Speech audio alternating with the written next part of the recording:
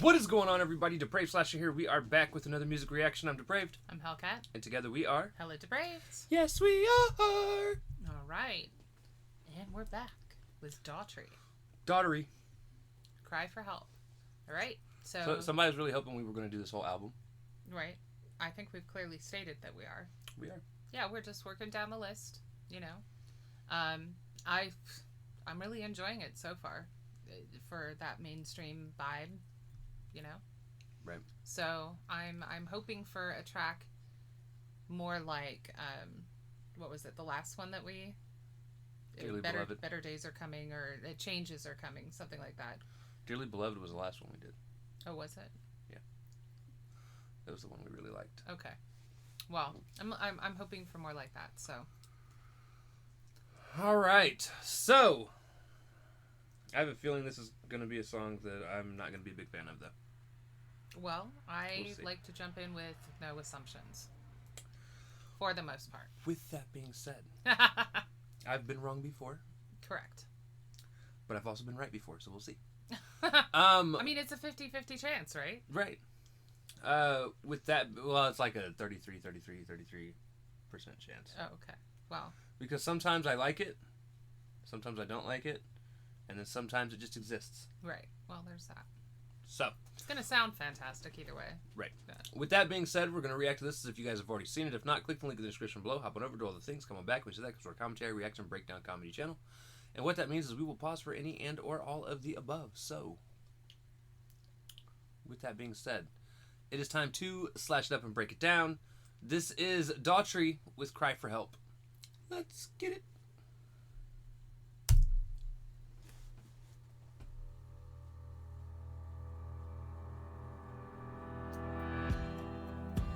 At the bottom, just surviving, reaching for the truth. Such a longing, the distance driving, the nail straight through. Nothing is true. Everything is permitted. Mm-hmm. What is that off of? Is that an X-Files quote? Is it? I don't remember.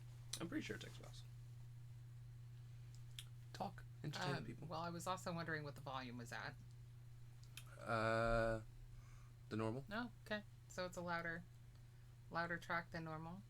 I really liked that deep, resonant note. Actually, it might be an Assassin's Creed.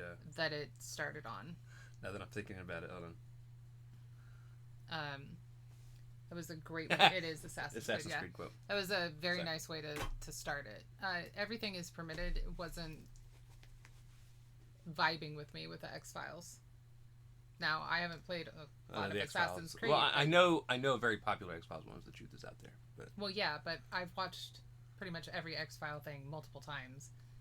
Not so much with the Assassin's Creed. So when you said it, I was like, yeah, I don't remember that, but I've been wrong before. Right. And I've been wrong before. Right. I told you guys. The nail straight through. Just try to hold steady. The world's getting heavy. When you can't hold the weight any longer, cry for help. Cry like rain. Let it fall down your face. Let the dam break. Cry for help. Ease the pain. When you can't hold the weight, it's okay, yeah, to cry for help.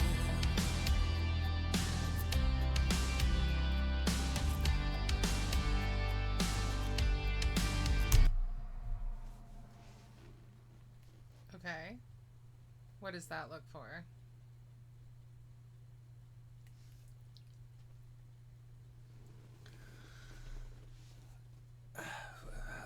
We're just gonna keep listening. Well, I will say so far, I really like this. And honestly, it is okay. You know, there are some cultures that specifically when you are like in mourning or rage or grief, they are taught to go outside and yell, scream, whatever it is, vocalize whatever it is. And honestly, their mental health is far superior to ours. And it's because we're taught to internalize everything in our culture. Right. As somebody who deals with depression, I hate this song. Okay. Because I will never ask help from anyone. Yeah, but I don't know that And it's we've made it very abundantly clear, I hate when people get needy. Okay, but I think there's a difference. He has said, like, let it run down your face like rain, you know. Oh, it's fine to cry. But I believe that's, well, so far, more of what he said than, like, go ask your friends and neighbors. This is more of, like, a let it out type. Oh, definitely let it out. But this song should be a lot harder for a let it out type of track. Well, I think this is definitely right at this moment the sad depressed side versus the rage depressed side. And like I said, in some cultures it doesn't matter what it is that you're feeling, whether it's grief over someone passing or like a deep sense of mourning or rage or whatever, you're taught to go outside and vocalize that. And like I said, because they're taught that it's okay to just scream at the heavens, basically, they're not internalizing a lot of that. And but they're not also going around asking for everyone's help. They're going out and they're screaming, and that has helped their mental health. So far he hasn't been like, hit up your friends, hit up your neighbors, hit up your therapist, get on drugs. Like, he hasn't said any of that. You guys will Stop get to see stereotyping. me be a very bad person later. Oh.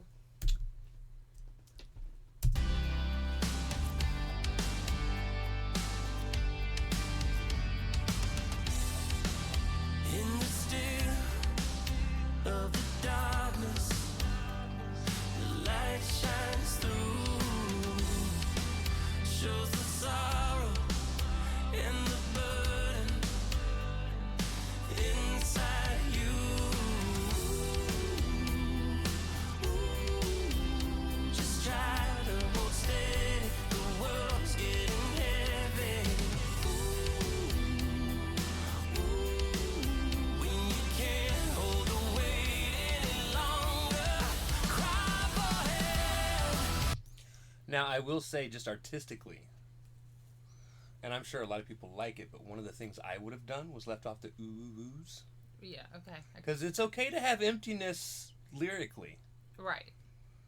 I think artistically he was doing that for like the sound, the beauty of the sound, but I agree with you that we are talking about, yeah, I mean, he's talked about the darkest night, the weight of the world on your shoulders that you can no longer bear, Like, and let therefore people emptiness. breathe in that moment. Right. So The weight any longer, cry for help, cry like rain, let it fall down your face, let the dam break, cry for help, ease the pain, when you can't hold the weight, it's okay, yeah, to cry for help, there's no telling if these walls can talk, what they say, yeah, they've seen it all, the best in me, and where it all went wrong.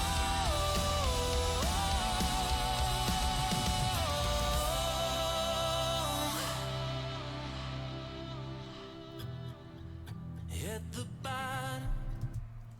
he gave you the breath there, and I do like that.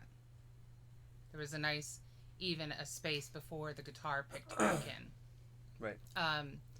And he took it up a notch in intensity, tempo, also octave, that can give you that sort of harder side to some of the emotions you're going through at this point. Honestly, I feel like this cry for help because he's talking about doing it at your lowest point in the dark of the night and so on and so forth would be more like a cry for help from whatever deity you believe in. I don't think he's asking you or insinuating a cry for help in terms of like pick up the phone and call your bud. It sounds more like cry out to whatever you believe in to help you bear the burden you are while you're, letting the tears run down your face, while you're like opening yourself up to the skies, basically. At least that's how I'm interpreting it, in which case I'm okay with it. We'll talk more. Yeah. Just surviving, reaching for the truth. Cry for help, cry like rain. Let it fall down your face, let the dam break. Cry for help, ease the pain. When you can't hold the weight, it's okay. Cry for help, cry like rain. Cry like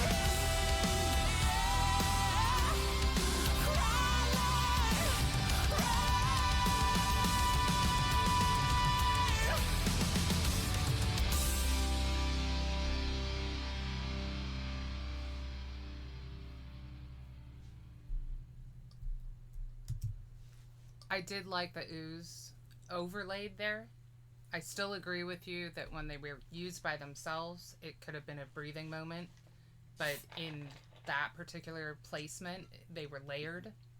And I did think that it added to it versus taking something away.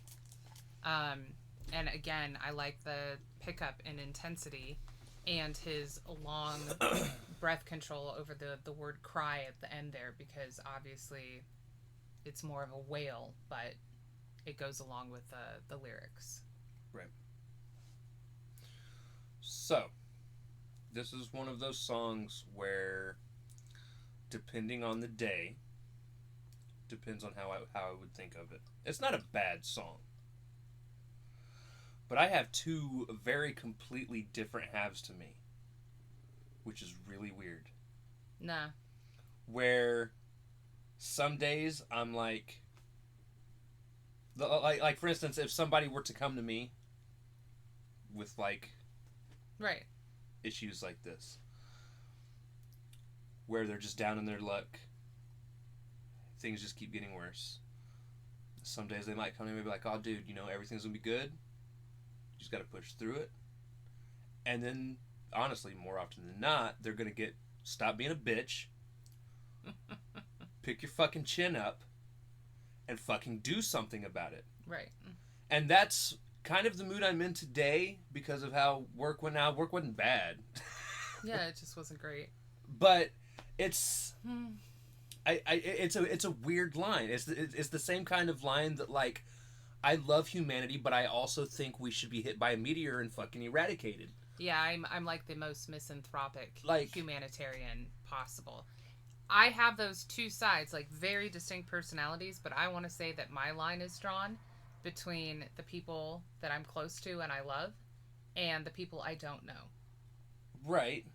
That's kind of more where my line is. Now, Well, and that's also understandable, because, like, if you were to come to me with an issue, I would never look at you and be like, quit being a bitch. quit being a bitch. Yeah, that would probably make your day go pretty unwell as well. But it's even some of my friends. Like, I had actually just had this conversation with somebody earlier today where it's like, one of my friends have been going through some things recently. And I love my friends. That's Right. I've never been one of those guys that won't admit that I don't love them. Like, I love Right. my fucking friends. But they've been talking about how things have been going rough. Like, I'm not going to go into details. But it's gotten to the point where now I'm avoiding them. Because it's like, I don't want to have this fucking conversation. It's the same Again. conversation. All the time. That's the problem. It's like, okay, so what I was going to say is, now when you are someone that's my friend and I love you, first of all, if we're going to have a conversation that has to do with problems, I'm going to start it off by saying, so is this a venting session or do you legit want help? Right. If it's a venting session, cool. Have at it, but there's going to be a line. Like, and my line is, we're done. We're moving on to something else. Because, you know, you vented for X amount of time and that's that.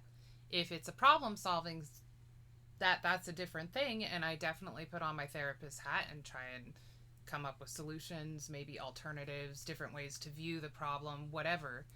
But if it turns out that I keep having that conversation and none of those things that we addressed were tried at all, or other alternatives tried, things that you brainstormed on your own after that we just sort of, you know, kind of got you thinking about, and it's the same problems, like there's only so many times that we'll have that conversation until it's just like, no, like right. we're wasting my time now. It's the same with the venting. If it's the same thing that you want to vent about all the time, we're done with that part of the conversation. I'll be like, you know what? This should be resolved.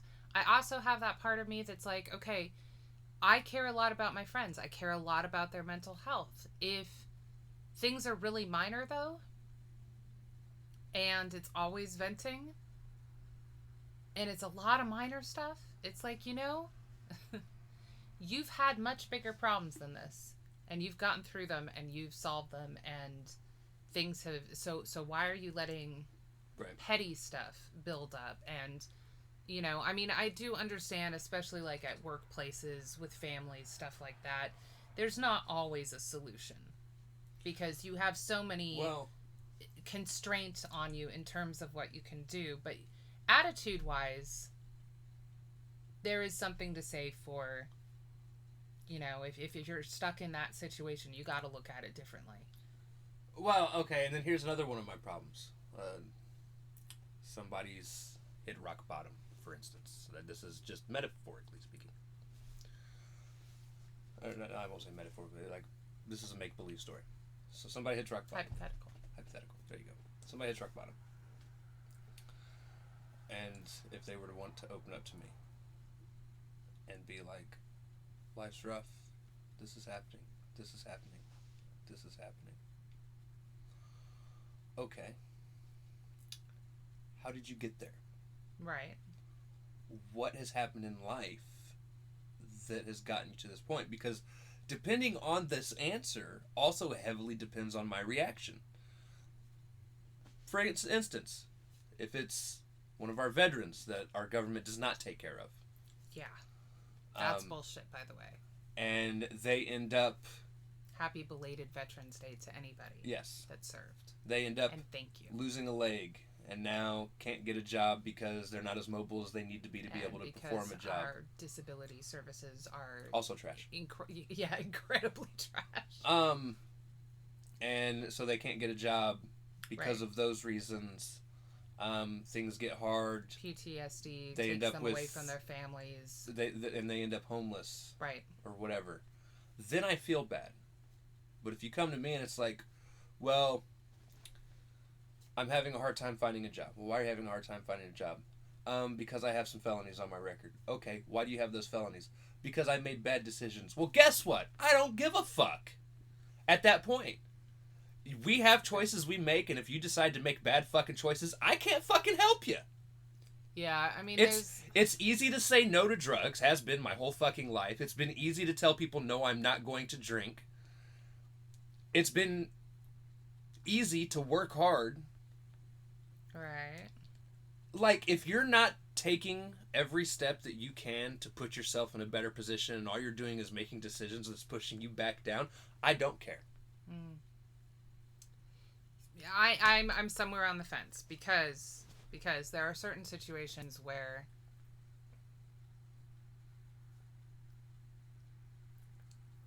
a lot of those choices are taken away from them. So again, if somebody has a bunch of felonies and that's why they no longer have their wife and kids, custody. They got kicked. They can't rent because of their record. They're having problems with jobs. Here's the thing. How convincing are they that they've changed their life around and that they want to do better? Because if everything I know about them, because you said someone you know, everything I know about them tells me that they have changed their life around, they're clean, they're sober, they're straight, they're doing things legally, I do believe that we should have jobs, not necessarily like, white collar good jobs to start with, but I think we should have jobs that are available at the lower levels, that if they work 5 years, they get a promotion up, and eventually they're able to get the training for the workforce. But again, it comes with stipulations, regulations, and so I do think that. And it is, and like I said, it was a case-by-case basis. Right. Like, yeah. Again, some people get hooked on opioids because it's what they're given for pain medication. From a doctor when they're young. From a doctor. Yeah. And shit like that sucks. Yeah. But I just mean, I don't know. It's a tough line, exactly. And see, I think this is where you and I have also been, lived completely different in some areas as well. Every single one of my friends that have ever started getting into hard drugs, right, cut off. Right. I didn't give them an option. I didn't say, man, I wish you would stop. Look, I'm done. Right. And I was gone. And I don't give second chances like that. Yeah, but see, I have had some friends that their drug addiction was because of the opioids from the doctor when they were 13 years old. Yeah, all my friends' drug addictions were choice. Yeah, no. I mean, so I've been there. I've had friends struggling with that who legit were trying to change, but then their medical situation got worse. So then what are you left with? You're an addict. You abuse the stuff because your tolerance level has gone up too high, but you have legit problems that mean you need pain management. So, I mean, it's again, it's a case-by-case line. And I do think that as a society, at least in our country, things are so shitty in terms of the setup, and they really are to repress and keep people in line, or at least that was the mentality behind how it was set up. Because again, we were talking about veterans, and then we talked about the disabled, and there really are so many things that they could be doing and so many opportunities that we should have for them, both in terms of their health care when they come back, but also in terms of the job force. There's plenty of things they'd be excellent at if we respected them as human beings, and especially the veterans respected them as people who served our country and potentially became disabled because of that service. So, it's the same with felons. Again, sometimes the way that they got arrested is suspect. True. Some people were in gangs because it was the only way at 12, 13 years old to help feed their families in the area that they were in. They really they had no father. They had no way of surviving other than that, and ended up with a record by the time they were 18. If they had a system where they could go out and it was easy for them to find jobs in certain areas, like we had a set system, I'm not saying this is the way it should be. I'm using this as a hypothetical example, but let's say the fast food industry was where they could find a job when they were released. Then they at least have a job to help finance now living outside of the jail system. And like I said, maybe there's, it's almost like a, what are they, parole officer type check-in. They stay clean, they show up, blah, blah, blah. And every year, few years, whatever, there's the ability to move up. Some system like that. It would show social progress while still keeping that eye out for people with felonies.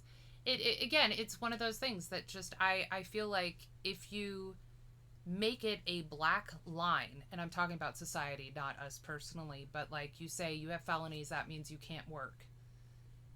What are they supposed to do? Right. They go back to crime because it's the only way to make money to stay alive, feed their families, whatever. It's you know, but I think that if there was a system in place where they knew that they could get help and finances to survive, you'd find a little less recidivism. Like, I'm not saying everybody's going to do that because obviously the lure of crime, they're going to make more money faster, so on and so forth. Some people, it's the life they know, it's the life they want to lead. That is going to happen. That's going to happen. But I do think that there's a fair amount of people, you know, that wouldn't return because they did have the offer of another life. Same with our homeless community. You know, they're just not given any opportunities. You know, if you don't have the ability to shower, get cleaned up, wash your clothes, whatever, you're not going to get hired. You know, you're not. If you don't have a safe place to sleep or whatnot. I mean, humans are not humane creatures. We're just not. Mm-mm. So I like this because, again, I don't feel like he was saying, you know, reach your hand out to your neighbor type mentality. Again, I don't necessarily think that's wrong. It's not. I vent to my friends, but only really close people. I ask for help a lot more than venting. Like, active ideas in terms of how to change my mental state, like maybe organization and something to help with what I'm going through. At my lowest of my low, I either made no contact whatsoever. You know, I had like my best friend climbing through the dog door to make sure I was still alive, like no contact. And then when they came around, tried to talk about something else entirely than my situation. Granted, I wouldn't have made it through without them. I'm just saying that I am just not that open. Some people are, though. But I like this because it's kind of in between. It could be taken as a, I don't know, even cry out to Mother Nature. I mean, he didn't specify at all. He was just saying, like, let it out. Release that pain a bit. So, I mean, even if you're just crying into your pillow.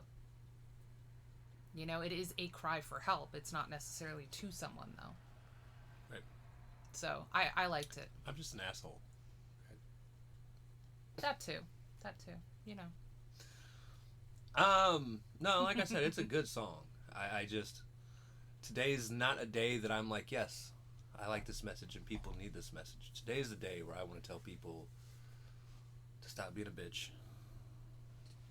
I mean, honestly, though, a lot of shit that you hear these days, you're like, that's not really a problem. And I think that's, and I don't know if it's because I'm older, because trust me, guys, 10 years ago, I would have loved this fucking song. 10 years ago, I would have been like, this is a fantastic song. Yeah. I would have held it near and dear to my heart, probably, but I don't know if I'm just on a whole different, like, personal level of, like, thinking about shit. None of our problems matter. In the grand scheme of everything going on in life, I mean, it matters to, like, us. Right. Well, I mean, the thing about this track is it definitely is a mental health thing. Like, are everyone's problems subjective? Absolutely. Right. Like, what I see as a major problem would not be seen as a major problem by someone who's homeless. Right. Sure. But on the flip side, in terms of maintaining at least somewhat neutral mental health, like letting out emotions, even if you do it by yourself, is important. Now, that's one reason I really like this track. So, but I, you know, I'm just evil. No, you're just wrong, but that's okay. I'm okay with that too. Anyways, if you guys like the video, if you like her in the video, slash the like button, subscribe, ring the bell for notifications. Comment down below, what did you think of Daughtry's Cry for Help? This went on way longer than I fucking should have. Also, comment down below if there's anything else you guys want to see reactions to. Check the description below for all the things. Push our buttons. Come join us on our other social media platforms, mostly Twitter if you want a quicker response. With that being said, we love you guys. Thank you all for watching. Cannot wait to see you to pray people later.